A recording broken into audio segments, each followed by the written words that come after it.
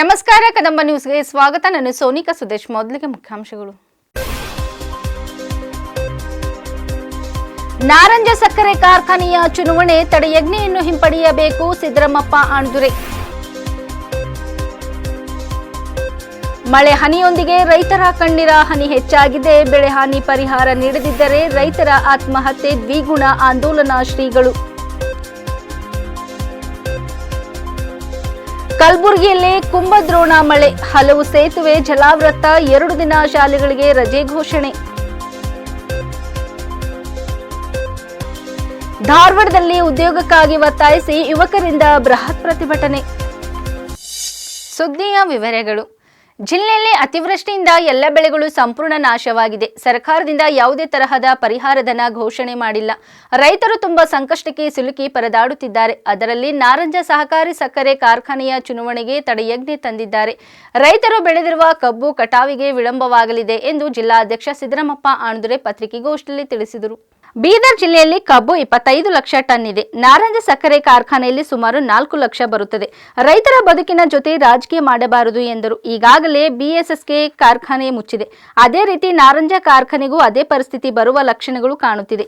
ಕಾರ್ಖಾನೆಗೆ ಆದಷ್ಟು ಬೇಗ ಜಿಲ್ಲಾ ಉಸ್ತುವಾರಿ ಸಚಿವರು ಮತ್ತು ಜಿಲ್ಲಾಡಳಿತ ಶೀಘ್ರ ಸಭೆ ಕರೆದು ಕಾರ್ಖಾನೆ ಪ್ರಾರಂಭಿಸಬೇಕು ಎಂದು ರೈತ ಸಂಘ ಒತ್ತಾಯಿಸುತ್ತದೆ. ಬೇಗ ಸಮಸ್ಯೆ ಪರಿಹರಿಸುವಲ್ಲಿ ನಿರ್ಲಕ್ಷ್ಯ ತೋರಿದರೆ ರೈತರಿಂದ ಜಿಲ್ಲಾಧಿಕಾರಿ ಕಚೇರಿಗೆ ಮುತ್ತಿಗೆ ಹಾಕಿ ಉಗ್ರ ಹೋರಾಟ ಮಾಡಲಾಗುವುದು ಎಂದು ತಿಳಿಸಿದರು. ರಾಜ್ಯ ಉಪಾಧ್ಯಕ್ಷ ಚಂದ್ರಶೇಖರ್ ಜಮಖಂಡಿ, ಜಿಲ್ಲಾ ಕಾರ್ಯಾಧ್ಯಕ್ಷ ಶ್ರೀಮಂತ್ ಬಿರಾದರ್, ಜಿಲ್ಲಾ ಪ್ರಧಾನ ಕಾರ್ಯದರ್ಶಿ ದಯಾನಂದ ಸ್ವಾಮಿ ಸಿರ್ಸಿ, ಬೀದರ್ ತಾಲೂಕಾಧ್ಯಕ್ಷ ನಾಗಯ್ಯ ಸ್ವಾಮಿ, ಭಾಲ್ಕಿ ತಾಲೂಕಾ ಕಾರ್ಯದರ್ಶಿ ಮಲ್ಲಿಕಾರ್ಜುನ್ ಬಿರಾದರ್, ಔರತ್ ತಾಲೂಕಾಧ್ಯಕ್ಷ ಪ್ರಕಾಶ್ ಬಾವ್ಗೆ, ಜಿಲ್ಲಾ ಉಪಾಧ್ಯಕ್ಷರು ಶಂಕರಪ್ಪ ಪಾರ, ಮುಖಂಡರಾದ ರಾಜ್ಕುಮಾರ್ ಪಾಟೀಲ್, ವೆಂಕಟರಾವ್ ಮರ್ಖಲ್, ಹನುಮಂತ್ ಬಿರಾದರ್ ಉಪಸ್ಥಿತರಿದ್ದರು. ಇವತ್ತ ನಮ್ಮ ಬೀದರ್ ಜಿಲ್ಲೆಯಲ್ಲಿ ಅತಿವೃಷ್ಟಿ ಅಂದರೆ ಹೆಚ್ಚಾಗಿ ಮಳೆ ಮೇಲಿನ ಮೇಲೆ ಮಳೆ ಬೀಳ್ತಾ ಇದ್ದು ಸಂಪೂರ್ಣ ಬೀದರ್ ಜಿಲ್ಲೆ ಬೆಳೆ ನಾಶ ಆಗಿವೆ. ಬೆಳೆ ಅಂತೂ ಕೈಗೆ ಬಂದಂತ ಬೆಳೆ ಏನದಂದ್ರ ಮಳೆ ಇದರಿಂದ ನಾಶ ಆಗಿ ರೈತ ಸಂಕಷ್ಟದಲ್ಲಿ ಸಿಲುಕಿದ್ದಾನೆ. ಅದಕ್ಕೆ ಸರ್ಕಾರ ಏನದಂದ್ರೆ ಇದುವರೆಗೆ ಪರಿಹಾರ ಏನು ಕೊಡಲಿಲ್ಲ. ರೈತರು ಏನಂದ್ರ ದಿನನಿತ್ಯ ಏನಾದ್ರ ಟಿವಿ ಮೇಲೆ ಬರ್ತದೇನೋ ಪರಿಹಾರ ಏನಾರ ಕೊಡ್ತದೇನೋ ಸರ್ಕಾರ ಅಂದ್ರೆ ಸರ್ಕಾರ ಪರಿಹಾರ ಧನ ಕೊಡ್ಲಕ್ಕ ಇನ್ನು ಘೋಷಣೆ ಮಾಡಿಲ್ಲ. ಮತ್ತದು ಏನಂದ್ರೆ ಖಾಲಿ ಏನದಂದ್ರ ಜಾತಿ ಸಮೀಕ್ಷಣೆ ನಡ್ತಾ ಇದೆ. ಅದರಲ್ಲಿ ಮತ್ತೊಂದು ಹೊಡೆತ ಏನೆಂದರೆ ಬೀದರ್ ನಾರಂಜ ಸಕ್ಕರೆ ಕಾರ್ಖಾನೆ ಇವತ್ತು ಎಲೆಕ್ಷನ್ ಇದ್ದು, ಇವತ್ತು 27ನೇ ತಾರೀಕಿಗೆ ಆ ಎಲೆಕ್ಷನ್ ತಡೆ ಆಜ್ಞೆ ತಂದಾರ. ಈಗ ಮತ್ತ ಫ್ಯಾಕ್ಟ್ರಿ ಚಾಲೂ ಮಾಡಬೇಕಾದ್ರೆ 2 ತಿಂಗಳು ಬೇಕು. ಅದು ಸ್ಟೇ ಆರ್ಡರ್ ವೇಕೆಂಟ್ ಆಗಬೇಕು, ಮತ್ತೇನಾದ ವೋಟರ್ಸ್ ಎಲ್ಲ ಚೇಂಜ್ ಆಗಬೇಕು. ಹೀಗಾಗಿ ಅದ್ರಾಗ 2 ತಿಂಗಳು ಹೋಯ್ತಾವ. ಈಗ ರೈತರ ಬಳಿ ಏನದಂದ್ರೆ ಒಂದು ಖಾಲಿ ಒಂದು ಕಬ್ಬು ಅಷ್ಟೇ ಉಳಿದದ ಕೆಲವೊಂದು ರೈತರ ಬಳಿ. ಈ ನಾರಂಜ ಶುಗರ್ ಫ್ಯಾಕ್ಟ್ರಿ ಕಾರ್ಖಾನೆಗೆ ಸುಮಾರು 4 ಲಕ್ಷದಿಂದ 4.5 ಲಕ್ಷ ತನ ಕಬ್ಬು ವರ್ಷಿಗೆ ಕೃಷಿಂಗ್ ಮಾಡ್ತದ. ಅಂತ ರೈತರಿಗೆ ಎಲ್ಲ ಕಬ್ಬು ಈಗ ಏನನ್ನ ಕಾರ್ಖಾನೆ ಬಂದೈತಂದ್ರೆ ಅವ್ರ ಕಬ್ಬು ಎಲ್ಲಿಗೆ ಒಯ್ಬೇಕು? ರೈತರು ಇಷ್ಟು ಸಂಕಷ್ಟ ಸಿಲ್ಕ್ಯಾರ. ಈಗ ರಾಜಕೀಯ ಮಂದಿ ಬಿಜೆಪಿದವರಾಗ್ಲಿ ಕಾಂಗ್ರೆಸ್ದವರಾಗ್ಲಿ ಇವರು ತಮ್ಮ ವೈಮನಸ್ಯದಿಂದ ರೈತರಿಗೆ ಏನದಂದ್ರೆ ಸಂಕಷ್ಟದಲ್ಲಿ ಹಾಕಿದ್ದಾರೆ. ಜಿಲ್ಲೆಯಲ್ಲಿ ನಿರಂತರವಾಗಿ ಸುರಿಯುತ್ತಿರುವ ಮಳೆಯಿಂದಾಗಿ ಸುಮಾರು 1 ಲಕ್ಷ ಹೆಕ್ಟೇರ್ ಬೆಳೆ ಹಾನಿಯಾಗಿದೆ. ಆದರೆ ಪರಿಹಾರ ಮಾತ್ರ ಸರ್ಕಾರ ಇಂದಿಗೂ ನೀಡಿಲ್ಲ. ಮಂತ್ರಿಗಳು ಕೇವಲ ಫೋಟೋಗಾಗಿ ರೈತರ ಜಮೀನಿಗೆ ತೆರಳಿ ಪರಿಶೀಲನೆ ನಡೆಸುತ್ತಿದ್ದಾರೆ ಎಂದು ಶಿವಸೇನಾ ರಾಜ್ಯಾಧ್ಯಕ್ಷ ಪೂಜ್ಯ ಸಿದ್ದಲಿಂಗ ಸ್ವಾಮೀಜಿ ಆಂದೋಲನ ತಿಳಿಸಿದರು.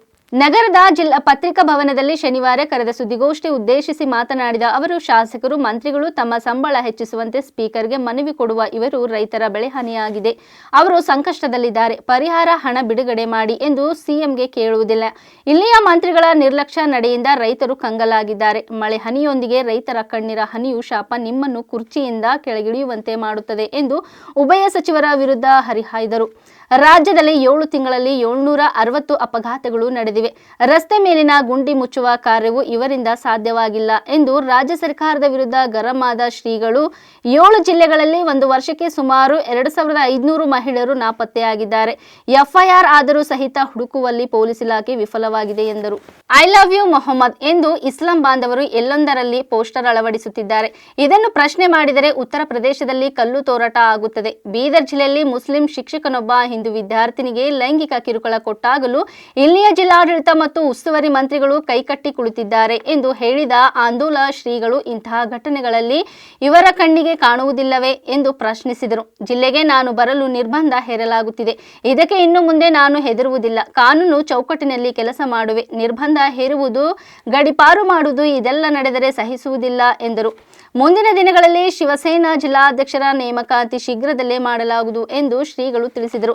ಮುಖಂಡರಾದ ಅಮೃತ್ ಪಾಟೀಲ್, ವಿಲಾಸ್ ಶ್ರೀಗಿರಿ, ಗೋರಖನಾಥ್ ಮಡಿವಾಳ, ಕರುಣೇಶ್ ಆಂದೋಲ್, ಸುಧೀರ್ ಕುಮಾರ್, ಅನಿಲ್ ಜನವಾಡೆ, ರಾಜೇಶ್ ಜಮಾದಾರ್ ಪತ್ರಿಕೆಗೋಷ್ಠಿಯಲ್ಲಿ ಉಪಸ್ಥಿತರಿದ್ದರು. ಕಳೆದ ಆಗಸ್ಟ್ 26ರಂದು ಮಹಾರಾಷ್ಟ್ರದ ಏಕನಾಥ್ ಶಿಂದೆ ಅವರ ನೇತೃತ್ವದಲ್ಲಿ ಇರುವಂತಹ ಶಿವಸೇನೆಯ ಪಕ್ಷದ ಕರ್ನಾಟಕದ ರಾಜ್ಯಾಧ್ಯಕ್ಷರನ್ನಾಗಿ ನಮಗೆ ಘೋಷಣೆ ಮಾಡಿದ್ದಾರೆ. ಕಳೆದ 1 ತಿಂಗಳಿಂದ ಕಲಬುರಗಿ ಮತ್ತು ರಾಜ್ಯದ ಇತರೆ ಭಾಗಗಳಲ್ಲಿ ಶಿವಸೇನೆ ಹಲವು ಹೋರಾಟಗಳನ್ನ ಮಾಡಿ ಪ್ರವಾಸವನ್ನ ಮುಗಿಸಿ ಇವತ್ತು ತಮ್ಮ ಬೀದರ್ ಜಿಲ್ಲೆಗೆ ನಾವು ಬಂದಿದ್ದೀವಿ. ಬೀದರ್ ಜಿಲ್ಲೆಯಲ್ಲಿ ಈ ವ್ಯಾಪ್ತಿಯಲ್ಲಿ ಬರುವಂತಹ ಎಲ್ಲ ತಾಲೂಕುಗಳ ಪ್ರಮುಖ ಕಾರ್ಯಕರ್ತರ ಬೈಠಕ್ ಇವತ್ತು ನಡೀತಾ ಇದೆ. ವಿಶೇಷವಾಗಿ ಇವತ್ತಿನ ಪತ್ರಿಕಾಗೋಷ್ಠಿಯ ಒಂದೆರಡು ವಿಷಯಗಳನ್ನ ತಮ್ಮೆದುರುಗಡೆ ಹಂಚಿಕೊಳ್ಳಿಕ್ಕೆ ಬಯಸ್ತಾ ಇದ್ದೀವಿ. ಕಲ್ಯಾಣ ಕರ್ನಾಟಕ ಭಾಗದಲ್ಲಿ ಕಳೆದ 2.5 ತಿಂಗಳಿಂದ ನಿರಂತರವಾಗಿ ಮಳೆ ಸುರಿತಾ ಇದೆ. ಈ ಧಾರಾಕಾರ ಮಳೆಯ ಪರಿಣಾಮ ರೈತರ ಕೈಗೆ ಬರುವಂತಹ ಬೆಳೆ ನೀರ್ಪಾಲಾಗಿದೆ. ಒಂದು ಅಂದಾಜಿನ ಪ್ರಕಾರ ನಮ್ಮ ಈ ಬೀದರ್ ಜಿಲ್ಲೆಯಲ್ಲಿ ಮಾರಂಜ ಮತ್ತು ಕಾರಂಜ ನದಿಯ ಒಂದು ಪ್ರವಾಹದಿಂದ ಸುಮಾರು 1 ಲಕ್ಷ ಹೆಕ್ಟೇರ್ ಜಮೀನಿನಲ್ಲಿ ಬೆಳೆದಿರುವಂತಹ ಬೆಳೆ 100ಕ್ಕೆ 100 ಹಾಳಾಗಿದೆ. ರಸ್ತೆ ಪರಿಸ್ಥಿತಿ ಅಂತೂ ಅಧೋಗತಿಗಿಳಿದು ಬಿಟ್ಟಿದೆ. ರಸ್ತೆನೇ ಇಲ್ಲ, ಅಲ್ಲಿ ಎಲ್ಲ ತಗ್ಗು ಗುಂಡಿಗಳ ಕಾರವಾರ. ಬೀದರ್ ಮುಖ್ಯ ರಸ್ತೆಯ ಹಣೆಬರಹವು ಕೂಡ ಭಿನ್ನವಾಗಿಲ್ಲ. ಈ ಕ್ಷೇತ್ರವನ್ನ ಪ್ರತಿನಿಧಿಸುವಂತಹ ಕಾಂಗ್ರೆಸ್ಸಿನ ಜನಪ್ರತಿನಿಧಿಗಳು ಮತ್ತು ಇಲ್ಲಿಯ ಉಸ್ತುವಾರಿ ಮಂತ್ರಿಗಳು ಕೇವಲ ಪತ್ರಿಕೆಯಲ್ಲಿ ಫೋಟೋ ಬರುವ ಕಾರಣಕ್ಕೆ ಲ್ಯಾಂಡ್ ವಿಸಿಟ್ ಅನ್ನ ಮಾಡಿದ್ದಾರೆ ಹೊರತು ರೈತರಿಗೆ ಸೂಕ್ತವಾದಂತಹ ಪರಿಹಾರ ಕೊಡುವಲ್ಲಿ ಇಲ್ಲಿಯ ಉಸ್ತುವಾರಿ ಸಚಿವರು ಸಂಪೂರ್ಣವಾಗಿ ವಿಫಲಗೊಂಡಿದ್ದಾರೆ. ಕಲಬುರಗಿನಲ್ಲಿ ಭಾರಿ ಮಳೆಯಿಂದ ಎಲ್ಲೆಡೆ ಪ್ರವಾಹ ಉಂಟಾಗಿದೆ. ಇದರಿಂದ ಹಲವು ಸೇತುವೆಗಳು ಜಲಾವೃತಗೊಂಡಿವೆ. ಇದರಿಂದ ಹಲವು ಗ್ರಾಮಗಳ ಸಂಪರ್ಕ ಕಡಿದುಕೊಂಡಿದ್ದು ಜನಜೀವನ ಅಸ್ತವ್ಯಸ್ತವಾಗಿದೆ. ಜಿಲ್ಲಾದ್ಯಂತ ಹವಾಮಾನ ಇಲಾಖೆ ಆರೆಂಜ್ ಅಲರ್ಟ್ ಘೋಷಣೆ ಹಿನ್ನೆಲೆ ದಸರಾ ರಜೆ ನಡುವೆಯೂ ಕೆಲವು ಆಡಳಿತ ಮಂಡಳಿಯವರು ಶಾಲೆ ನಡೆಸುತ್ತಿದ್ದು, ಮಕ್ಕಳ ಹಿತದೃಷ್ಟಿಯಿಂದ ಸದರಿ ಶಾಲೆಗಳಿಗೆ ಸೆಪ್ಟೆಂಬರ್ 27 ಮತ್ತು 28ರಂದು ರಜೆ ಘೋಷಿಸಿ ಡಿಡಿಪಿಐ ಸೂರ್ಯಕಾಂತ್ ಮದಾನೆ ಆದೇಶ ಹೊರಡಿಸಿದ್ದಾರೆ. ಜಿಲ್ಲಾಧಿಕಾರಿಗಳ ಆದೇಶದಂತೆ ಹವಾಮಾನ ಇಲಾಖೆಯು ಮುಂದಿನ 48 ಗಂಟೆಗಳ ಕಾಲ ಕಲಬುರಗಿ ಜಿಲ್ಲಾದ್ಯಂತ ಆರೆಂಜ್ ಅಲರ್ಟ್ ಘೋಷಿಸಲಾಗಿರುತ್ತದೆ. ಪ್ರಯುಕ್ತ ಜಿಲ್ಲಾದ್ಯಂತ ಭಾರಿ ಮಳೆಯಾಗುವ ಸಾಧ್ಯತೆ ಇರುವುದರಿಂದ ಶಾಲೆಗಳಿಗೆ ಈಗಾಗಲೇ ದಸರಾ ರಜೆ ಇದ್ದು, ಜಿಲ್ಲೆಯ ಕೆಲವು ಶಾಲೆಗಳ ಆಡಳಿತ ಮಂಡಳಿಯವರು ದಸರಾ ರಜೆಯಿಂದ ವಿನಾಯಿತಿ ಪಡೆದುಕೊಂಡು ಶಾಲೆಗಳನ್ನು ನಡೆಸುತ್ತಿದ್ದಾರೆ. ಚಂದ್ರಂಪಳ್ಳಿ ಜಲಾಶಯಕ್ಕೆ 7,500 ಕ್ಯೂಸೆಕ್ಗೂ ಅಧಿಕ ಒಳ ಹರಿವಿದ್ದು 3 ಗೇಟ್ಗಳನ್ನು ತಲಾ 10 ಅಡಿ ತೆರೆದು ನೀರು ಬಿಡಲಾಗಿದೆ. ಇದರಿಂದ ಚಂದ್ರಂಪಳ್ಳಿ ಕೂಡೋ ಸೇತುವೆ ಸಂಪೂರ್ಣ ಮುಳುಗಿದೆ. ಗ್ರಾಮ ಸಂಪರ್ಕ ಕಡಿದುಕೊಂಡಿದ್ದು ಗ್ರಾಮಸ್ಥರು ಜಾಗೃತರಾಗಿರಲು ಯೋಜನಾಧಿಕಾರಿ ಚೇತನ ಕಳಸ್ಕಾರ್ ಮನವಿ ಮಾಡಿದ್ದಾರೆ.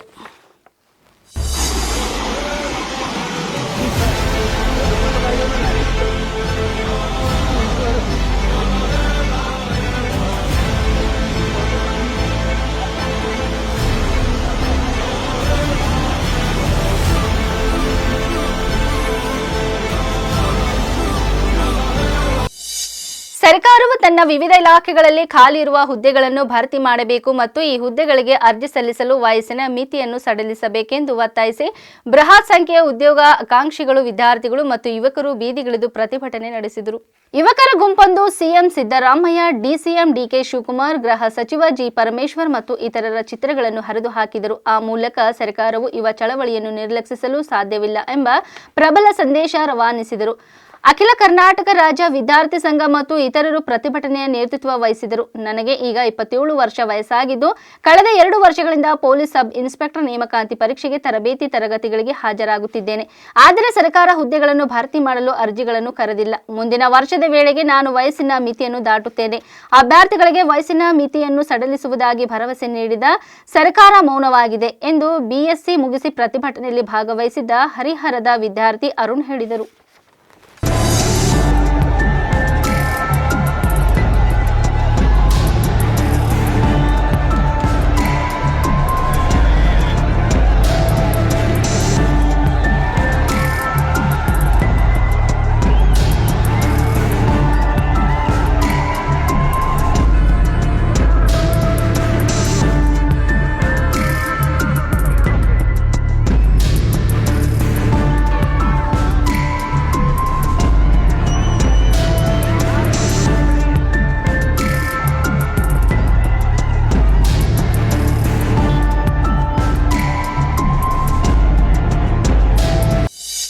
ಗುಂಪಾ ಡಿ4 ಶಾಖೆಯ ಲ್ಯಾಂಡ್ಮ್ಯಾನ್ ಆದ ದತ್ತುಕುಮಾರ್ ಅವರು ತಮ್ಮ ಜೀವದ ಹಂಗಿಲ್ಲದೆ ಹಗಲು ಹಗಲಿರುಳೆನ್ನದೆ ಮಳೆ ಗಾಳಿ ಎನ್ನದೆ ತಮ್ಮ ಜೀವವನ್ನೇ ಜನಸೇವೆಯಲ್ಲಿ ಮುಡುಪಾಗಿಟ್ಟಿದ್ದಾರೆ. ಸರ್ಕಾರದ ಕೆಲಸವೇ ದೇವರ ಕೆಲಸವೆಂದು ಭಾವಿಸಿ ನಿರಂತರ ಸೇವೆಯಲ್ಲಿ ಕಾರ್ಯನಿರ್ವಹಿಸುತ್ತಿದ್ದಾರೆ. ಮೈಲೂರಿನ ಲ್ಯಾಂಡ್ ಆರ್ಮಿಯ ಟಿಸಿ ಹತ್ತಿರ ಕಾರ್ಯನಿರ್ವಹಿಸುತ್ತಿರುವುದನ್ನು ನೋಡಿ ಜನಸಾಮಾನ್ಯರು ಇವರ ಕೆಲಸಕ್ಕೆ ಮೆಚ್ಚುಗೆ ವ್ಯಕ್ತಪಡಿಸಿದ್ದಾರೆ.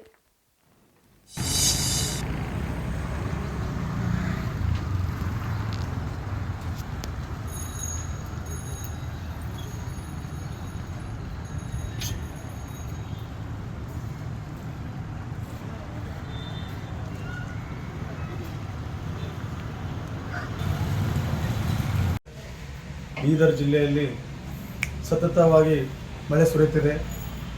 ವಿದ್ಯುತ್ ಇಲಾಖೆಯ ನಮ್ಮ ಆತ್ಮೀಯ ಸ್ನೇಹಿತರಾದಂಥ ದತ್ತುಕುಮಾರ್ ಬಡ್ಗರ್ ಅವರು ತಮ್ಮ ಅತ್ಯಂತ ಜನರ ಸೇವೆ ಮಾಡುವಲ್ಲಿ ನಿರಂತರಾಗಿದ್ದಾರೆ.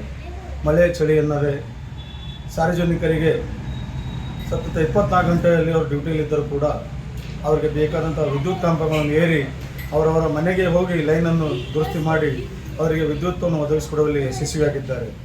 ಅವರ ಒಂದು ಕಾರ್ಯಕ್ಕೆ ನಮ್ಮ ಒಂದು ಭೀಮ್ ಆರ್ಮಿ ಜಿಲ್ಲಾ ಸಮಿತಿ ವತಿಯಿಂದ ನಾವು ಸಾಧನೆ ವ್ಯಕ್ತಪಡಿಸುತ್ತೇವೆ ಬಂಧುಗಳೇ. ಯಾಕಂದರೆ ಕೇವಲ ವಿದ್ಯುತ್ ಇಲಾಖೆಯವರು ಫೋನ್ ಎತ್ತುವುದಿಲ್ಲ ಅಂತ ಹೇಳೋದು ಅನೇಕ ಸಲ ನಾವು ಗಮನಿಸ್ತೇವೆ. ಆದರೆ ದತ್ತುಕುಮಾರ್ ಅವರಿಗೂ ಕೂಡ ಒಂದು ನೇರವಾಗಿ ಫೋನ್ ಮಾಡಿದ್ರೆ ತಮ್ಮ ಒಂದು ದೂರಿಗೆ ಸ್ಪಂದಿಸಿ ಕೂಡಲೇ ಅವರ ಒಂದು ಗುಂಪಾ ಲೈನಿನಲ್ಲಿರ್ತಾರೆ. ಆ ಒಂದು ಗ್ರಾಮಗಳಿಗೆ ಭೇಟಿ ಕೊಟ್ಟು ಆ ಒಂದು ಕಂಬಗಳನ್ನು ಏರಿ ಆ ಒಂದು ಗ್ರಾಹಕರಿಗೆ ಬೇಕಾದಂಥ ಒಂದು ವಿದ್ಯುತ್ತಿನ ವ್ಯವಸ್ಥೆಯನ್ನು ಕಲ್ಪಿಸಿಕೊಟ್ಟು ಅವರಿಗೆ ಒಂದು ವ್ಯವಸ್ಥೆ ಮಾಡಿಕೊಟ್ಟಕ್ಕಾಗಿ ನನ್ನ ತುಂಬುರಿದ ಧನ್ಯವಾದಗಳು. ಇಲ್ಲಿವರೆಗೆ ಸುದ್ದಿ ಕೊಟ್ಟಿದ್ದು ನಾನು ಸೋನಿಕಾ ಸುದೇಶ್. ಮುಂದಿನ ಸುದ್ದಿಯೊಂದಿಗೆ ಮತ್ತೆ ಭೇಟಿಯಾಗೋಣ. ವಂದನೆಗಳು.